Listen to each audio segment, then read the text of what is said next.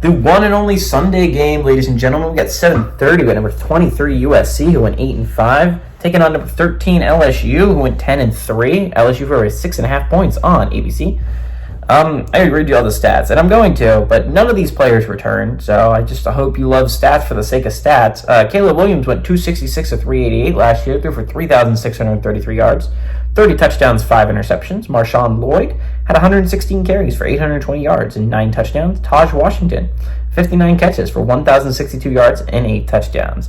Jaden Daniels for the Tigers went 236 of 327, threw for 3,812 yards, 40 touchdowns, 4 interceptions, and nowhere near as good as Michael Penix, but that's fine. He also led his team on the ground with 135 carries for 1,134 yards and 10 touchdowns. Malik Neighbors also had 89 catches for 1,569 yards and 14 touchdowns. USC and LSU are 1-1 against each other all time. Last game went to LSU in 1984. Road team has won both times, but this is a neutral field, so it's going to be an interesting one here. USC is 1-0 in one-possession games. I feel like that's worth mentioning. Okay, here's another thing. I like USC in this game. I know, I'm going to be the crazy one that's picking USC. Everyone likes to doubt on USC, and I'm not the biggest believer that USC is going to be this phenomenal football team, but I will say they always have a chance to win in a shootout, and it's always a bad bet to bet that Lincoln Riley doesn't have a good quarterback in the wings, right? Because what he has done is gone from Baker Mayfield to Kyler Murray to Jalen Hurts to Caleb Williams. I understand there was Spencer Rattler, by the way, was his reject quarterback, who was a damn good QB in his own right. Let's not doubt that he has a great QB waiting in the wings. He just always seems to do. Lincoln Riley is the best quarterback coach in the business for a reason. He always has a good QB.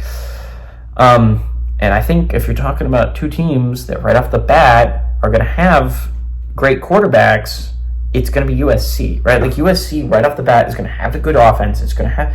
I don't know if LSU is going to have a great offense right off the bat, and their defense is weak. And it's like everyone loves to crap on USC's defense, and deservedly so. It is not a good defense, but LSU's is arguably just as weak. It is just as pathetic, and it is just as bad. It is they put no effort into the defensive side of the ball, and it leads to you losing games that you could have won. I think the most obvious example is the Ole Miss game where you lose in an absolute shootout only because your defense refuses to play football that day. The defense is bad for LSU. It really is. It's really not good.